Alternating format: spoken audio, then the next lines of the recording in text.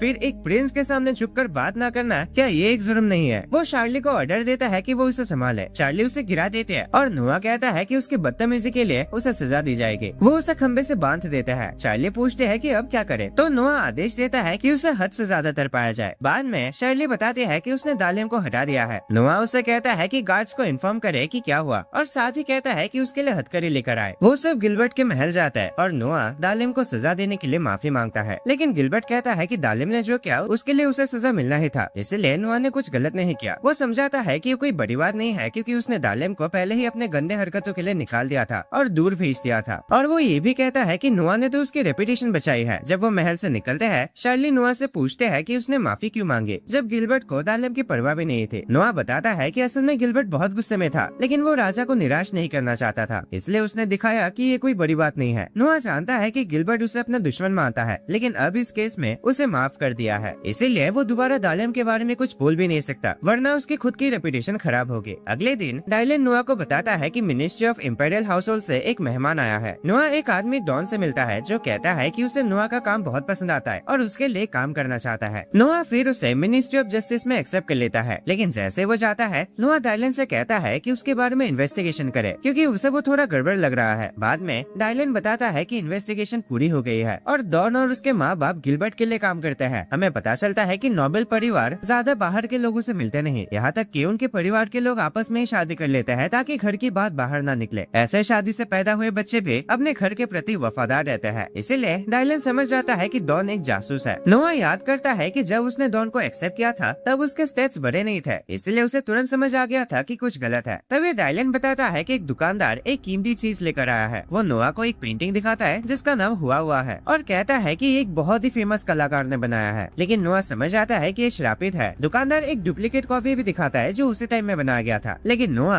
आसानी से असली तस्वीर को पहचान लेता है क्योंकि उससे एक अजीब ऑरा महसूस हो रहा होता है। वो अपने तलवार से पेंटिंग को काट देता है, लेकिन वो टूटती नहीं। तब हुआ की आत्मा उसमें से बाहर आती है। वो बताते हैं कि जब वो छोटे थे तब उस कलाकार ने उसे मारकर उसका खून पेंट में मिला दिया था, जिससे उसकी आत्मा पेंटिंग में समा गई। वो नोआ का शुक्रिया करना चाहते हैं, तो नोआ उसे कहता है कि वो उसकी सेवा करे। वो मान जाते हैं और उसके साथ चलने लगते हैं। नोआ का अर्थ मैजिक बढ़ जाता है। वो हुआ से कहता है कि वो अपनी पावर दिखाए। वो दुकानदार का रूप ले लेते हैं और दुकानदार हैरान हो जाता है कि वो बिल्कुल उसकी तरह लग रही है। नोआ उसे टच करता है और दुकानदार समझ आता है कि वो अपने बॉडी को ट्रांसपेरेंट में बना सकती है, लेकिन ये भी पता चलता है कि वो सिर्फ नोआ की रिंग की वजह से उसे छू पा रहा है। नोआ दुकानदार की तारीफ करता है और कहता है कि वो उस पेंटिंग के लिए पैसे देगा और साथ ही अगर उसे कोई और मजेदार चीज मिले तो उसे जरूर खबर करे। इसके बाद नोआ बाइडन से बात करता है जो बताता है कि उसके कैंडिडेट अदा राजा के नौकर के रूप में सिलेक्ट हो गई है। वो नोआ को काफी सारे तोहफे देता है इस खुशी के अवसर पर और चाहता है कि वो भविष्य में राजा की पत्नी बन सके। हमें पता चलता है कि राजा के पास जितने भी औरतें हैं वो 4 रैंक्स में भाग होते हैं। पहले और सबसे नीचे आता है अटेंडेंस, उसके ऊपर कंक्यूबाइंस, फिर वाइफ और उसके बाद एम्प्रेस जो राजा की असली पत्नी होती है। ये औरतें अपना रैंक तब बढ़ा सकती है जब राजा का मन करे या उनके बेटे अपनी जिम्मेदारियां अच्छे से निभाए। हमें ये भी पता चलता है कि नोआ की माँ भी वाइफ बनी थी जब राजा ने उसे वाइस का टाइटल दिया था। बाइडन कहता है कि अदा भी वाइफ बन सकती है अगर राजा उसे पसंद करे, लेकिन नोआ कहता है कि उसे दूसरे औरतों से कम्पीट करना होगा जो उसे नीचे गिराने की कोशिश कर सकती है। वो बाइडन से कहता है कि वो अदा को पैसे भेजे क्योंकि ये सब पॉलिटिक्स का हिस्सा है। साथ ही वो अपने माँ के पास 10,000 रुपए के साथ एक लेटर भेजने का फैसला करता है जोई के जरिए। जोई हैरान होते हैं कि वो अपनी माँ को इन सब में इन्वॉल्व करना चाहता है, लेकिन नोआ कहता है कि रॉयल फैमिली ऐसे ही काम करते हैं और अदा उसकी माँ के लिए एक अच्छी दोस्त बन सकते हैं। जब जोई जाने वाली होते हैं नोआ उससे पूछता है कि उसकी माँ कैसे है। जोई बताते हैं कि वो उसकी मदद के लिए शुक्रगुजार है कि उसने उसकी माँ को महल में रहने की जगह दी, लेकिन उन्होंने हाल ही में गेट पर एक अजीब से आदमी को देखा था। उस शाम जोई की माँ गेट बंद कर रहे होते हैं, तभी डॉन पीछे से आकर उसे उसे पकड़ लेता है और उसके गर्दन पर चोट पहुंचाता है, फिर वहाँ से भाग जाता है। लेकिन नोआ कहता है वो लकी है कि वो जिंदा है। और फिर हमें पता चलता है कि वो झाड़ियों के पीछे छुपे हुए थे और वो औरत नकली थी। नोआ समझ जाता है कि डॉन ने उसे चुप कराने की कोशिश की क्योंकि उसने उसे महल से निकलते देखा था। जब हुआ की आत्मा उस बॉडी से निकलते हैं, नोआ जोई से कहता है कि वो अपने माँ को गाँव ले जाए। वो कहता है कि सबको यहाँ मानना होगा कि उसकी माँ मर चुकी है ताकि वो भविष्य में खतरे में ना पड़े। वो जोई को थोड़ा आराम करने को कहता है और बताता है कि सब खत्म होने पर वो उसे वापस बुला लेगा। जोई कहते हैं कि डॉन को छोड़ना नहीं चाहिए, लेकिन नोआ कहता है कि टेंशन ना ले क्योंकि हुआ उस पर नजर रखी हुई है। अगले दिन डॉन एक कैबिन में उठता है और नोआ उसे बताता है कि कल रात वो लगभग मर ही गया था। शुक्र है कि वो अभी भी जिंदा है क्योंकि उस पर किसी आदमी ने हमला किया था जब उसने रिपोर्ट किया कि उसने जोई की माँ को मार दिया। नोआ समझ जाता है कि उसे हटाने की कोशिश की गई थी क्योंकि वो जासूस के रूप में फेल हो गया था। वो कहता है कि उसे लगा ही था ऐसा कुछ होने वाला है, इसलिए उसने पहले ही किसी को उस पर नजर रखने के लिए भेज दिया था। डॉन हैरान हो जाता है कि नोआ ने सब पहले ही सोच लिया था और कहता है कि काश वो उससे पहले मिला होता। नोआ कहता है कि अभी भी देर नहीं हुई है। वो डॉन से कहता है कि वो उसकी सेवा करने की कसम खाए, पर हाँ अगर तुमने धोखा देने की कोशिश की फिर अगली बार उसे बिस्तर में नहीं किसी नाले में पड़े होगे, लेकिन अगर वो वफादार रहा तो उसे कभी निकालेगा नहीं अपनी टीम से। डॉन रो पड़ता है और वादा करता है कि वो नोआ की सेवा करेगा। नोआ नोटिस करता है कि उसका विन मैजिक बढ़ गया है और वो समझ जाता है कि डॉन अब सही में लॉयल हो चुका है। वो उससे कहता है कि पहले वो आराम करे और ठीक हो जाए और वादा करता है कि वो उसे एक नया नाम और स्टेटस देगा और उसे एल्मेरिया में गवर्नर बनाएगा। डॉन नोआ का शुक्रिया अदा करता है उसकी मदद के लिए और कहता है कि वो उसका एहसान चुकाना चाहता है, इसलिए वो बताता है कि गिलबर्ट ने राजा को एक तोहफा दिया है। इसके बाद नोआ अपने फादर से बात करता है और उन्हें कहता है कि गिलबर्ट का दिया हुआ वो शराब पीना बंद कर दे क्योंकि अगर इसे ड्रैगन क्लॉ नाम के खाने के साथ लिया जाए तो ये जहर की तरह काम करता है। राजा कहता है कि वो हर साल क्राउन प्रिंस एल्बर्ट के साथ ये ड्रैगन क्लॉ खाता है अपने पूर्वजों को सम्मान करने के लिए। नोआ समझ जाता है कि गिलबर्ट इसी मोमेंट का इंतजार कर रहा था ताकि राजा और एल्बर्ट दोनों को मार सके। लोग सोचेंगे कि शराब में कोई प्रॉब्लम थी ही नहीं क्योंकि वो इसे पहले भी पी चुका है, जिसके बाद सब उसे बुरा हादसा समझेंगे। राजा पूछता है क्या नोआ श्योर है। नोआ बताता है कि उसने इसे एक कैदी पर टेस्ट किया था जो ड्रैगन क्लॉ और शराब एक साथ खाने के बाद मर गया। राजा तुरंत हेनरी को बुलाने का ऑर्डर देता है और सैनिकों को गिलबर्ट के महल की जांच के लिए भेजता है। वो नोआ से कहता है कि वो उसे बाद में इनाम देगा। सैनिकों को सबूत मिलता है कि ये जहर वाला शराब बाहर से मंगाया गया था और नोआ ने जो कुछ भी कहा वो सही है, जो कंफर्म करता है कि गिलबर्ट राजा को मारकर सिंहासन लेना चाहता था। हेनरी अपने आदमियों को ऑर्डर देता है कि गिलबर्ट को अरेस्ट कर लिया जाए, पर नोआ सोचता है कि उसके फादर को पहले से सब पता क्यों नहीं था, जबकि उनकी नजर तो हर जगह होते हैं, उन्हें तो देश के हर एक कोने की खबर होती है। फिर हमें पता चलता है कि राजा को पहले से ही सब पता था और इसीलिए उसने वो शराब कभी पिया ही नहीं। वो कहता है कि उसने ये सब नोआ को टेस्ट करने के लिए किया था और अब उसे लगता है कि वो उस पर पूरा भरोसा कर सकता है, इसीलिए वो नोआ को vice minister of military affairs बनाता है, मतलब हेनरी के ठीक नीचे का पोजीशन। साथ ही उसे governor general of the imperial guard भी बनाता है और कहता है कि वो अपनी जगह किसी भरोसेमंद आदमी को ये काम सौंप सकता है। राजा कहता है कि अगर उसके बच्चे ही उसे मारना चाहते हैं तो एक दिन तो वो जरूर कामयाब होंगे, पर तब नोआ की जिम्मेदारी होगी कि वो उस आदमी को पकड़ कर सजा दे और अगला राजा चूज करे। नोआ समझ जाता है कि इसीलिए उसे आज तक इतने सारे पोजीशन दिए गए थे। इसके बाद नोआ कहता है कि गिलबर्ट ने जो किया वो माफी के लायक नहीं है और सजा के तौर पर उसे बीच से काट दिया जाएगा, लेकिन वो ये भी कहता है कि जब तक राजा खुद को संभाल ना ले तब तक इंतजार किया जा सकता है। एल्बर्ट कहता है कि इससे कोई फर्क नहीं पड़ता क्योंकि वो वैसे भी मरने ही वाला है, लेकिन राजा समझ जाता है कि नोआ ने सिर्फ एक जज के तौर पर नहीं बल्कि एक भाई के तौर पर भी इस केस को देखा है, राजा के इमोशंस का ख्याल रखा है क्योंकि गिलबर्ट है तो उसका बेटा ही ना। पर एल्बर्ट बताता है कि उसे तुरंत सजा दी जाए, तो राजा कहता है ठीक है, अगर तुम इतने ही तड़प रहे हो तो तुम ही इस केस को हैंडल करो जाओ। राजा फिर नोआ को इनाम के रूप में गिलबर्ट का राज्य देना चाहता है, लेकिन नोआ मना कर देता है क्योंकि इससे बाकी लड़के भी एक दूसरे के खिलाफ चाल चलने लगेंगे इनाम पाने के लिए। राजा भी मानता है कि ये सही नहीं होगा, इसलिए वो इस बार नोआ को इनाम नहीं देता, लेकिन उसे कहता है कि अब समय आ गया है वो भी एक वाइफ ढूंढ ले। हमें पता चलता है कि रॉयल फैमिली में आमतौर पर 12 साल की उम्र में ही एंगेजमेंट हो जाती है, पर हाँ वो अपनी पहली वाइफ खुद से चूज नहीं कर सकता। राजा कहता है कि नोआ को उसके अंकल जिन्हें लाइटनिंग प्रिंस कहा जाता है उनकी पोती से शादी करनी चाहिए। वो मानता है कि नोआ का बच्चा उसकी तरह काफी होशियार होगा। नोआ मान लेता है ठीक है पिताजी, आपको जो सही लगे, और राजा शादी का प्रस्ताव तैयार करने लगता है। जब नोआ वहाँ से चला जाता है, नोइजिल कहता है कि राजा को अपने पोते को सिंहासन सौंपना चाहिए क्योंकि इससे कई पीढ़ियों तक चिंता करने की जरूरत नहीं है, लेकिन राजा श्योर नहीं होता कि उसका पोता उससे भी अच्छा बन पाएगा या नहीं। नोइजिल कहता है कि बाकियों का तो पता नहीं, पर अगर नोआ का बेटा हुआ तो वो जरूर सबको पार कर जाएगा। दूसरी तरफ नोआ डॉन को बुलाता है। डॉन सोचता है कि उसे गिलबर्ट को धोखा देने की सजा मिलेगी, लेकिन नोआ कहता है कि उसने जो खुलासा किया इसकी वजह से उसे कोई सजा नहीं दी जाएगी। वो कहता है कि अब से उसे अपना नाम बदलने की जरूरत नहीं है क्योंकि गिलबर्ट ऑलरेडी मर चुका है। वो कहता है कि डॉन को उसके काम के लिए 1000 रुपए मिलेगा, लेकिन फिर वो पैसे बढ़ा देता है क्योंकि कि उसने राजा की जान बचाई। वो कहता है कि चाहे तो वो उसे मिनिस्ट्री ऑफ एम्पेरियल हाउसहोल्ड वापस भेज सकता है। डॉन उसके दयालुपन से इमोशनल हो जाता है और कहता है कि वो जिंदगी भर उसकी सेवा करना चाहता है। इसके बाद नोआ गिगी के साथ बाजार जाता है और देखता है कि एक लड़की के आसपास भीड़ लगी है। कहते हैं कि जो भी उसे हरा देगा वो उसके लिए कुछ भी करेंगे, लेकिन रजिस्टर करने के लिए 3 रुपए लगेंगे। एक आदमी उस पर अटैक करता है, लेकिन वो उसे पकड़ कर गिरा देते हैं और कहते हैं कि वो बिना पैसे दिए ही लड़ने आ गया। बाकी लोग भी ट्राई करते हैं, लेकिन वो सबको हरा देते हैं। गिगी समझ जाता है कि वो एक बेहतरीन फाइटर है। एक आदमी चैड उसे चैलेंज करता है और तुरंत अटैक करता है, लेकिन लड़की अचानक कमजोर महसूस करने लगती है और वो उसे हरा देता है। वो कहता है कि अब वो उसकी हुई, लेकिन नोआ कहता है कि उसने चीटिंग की है क्योंकि किसी ने उस पर बेहोश होने वाली सुई लगाई है। नोआ लेविथिन के पावर का इस्तेमाल करके उस आदमी को पकड़ लेता है जिसने वो सुई मारा था। चैड कहता है कि वो उसे नहीं जानता, लेकिन सब लोग जानते हैं कि वो उसका ही साथी है, इसलिए वो लोग उसे लड़के को छोड़ने को कहता है। चैड नोआ पर हमला करता है अपने अपमान का बदला लेने के लिए, लेकिन नोआ लेविथिन से उसे काट देता है। वो भाग जाता है और बदला लेने की धमकी देता है। बाद में लड़की होश में आती है और उसे कुछ याद नहीं होता। एक औरत बताते हैं कि नोआ ने उसे बचाया। नोआ पूछता है कि उसे कुछ याद है भी या नहीं। वो बताते हैं कि फाइट के बीच उसके पैर अचानक काम करना बंद कर दिए थे। नोआ कहता है कि ऐसा इसलिए क्योंकि उस आदमी ने चीटिंग किया था। फिर वो पूछता है कि वो सबसे लड़ क्यों रही है, तो लड़की बताते हैं कि वो नाइट सिलेक्शन एग्जाम के लिए आए थे, लेकिन फेल हो गए और उसके पास पैसे भी खत्म हो गए, इसलिए वो घर भी नहीं जा सकते। नोआ को शक होता है कि वो फेल कैसे हो गए, क्योंकि उसकी स्किल्स बहुत अच्छी है। फिर लड़की बताती है कि 10th प्रिंस ने उसे फेल किया क्योंकि उसने उसके सामने झुकने से मना कर दिया था। नोआ जानता है कि उसका वो भाई बहुत ठरकी है, इसलिए वो उसकी बात पर यकीन करता है और उसे 100 सोने के सिक्के देता है। वो कहता है कि उसे घर जाने की जरूरत नहीं है और इतने पैसे अगले नाइट एग्जाम तक जिंदा रहने के लिए काफी है। वो पूछते हैं कि वो उसकी मदद क्यों कर रहा है। नोआ कहता है कि उसे ऐसे इंसान पसंद है जो अपनी मेहनत से पहचान बनाना चाहता है, ना कोई शॉर्टकट इस्तेमाल करके। तभी चैड अपने लोगों के साथ वापस आता है और उन्हें नोआ को मारने का ऑर्डर देता है। नोआ लूथियर की पावर का इस्तेमाल करके अपने हाथों को आग से कवर कर लेता है। चैड अपने एक आदमी को आदेश देता है कि वो उसे पैरालाइज करे, लेकिन नोआ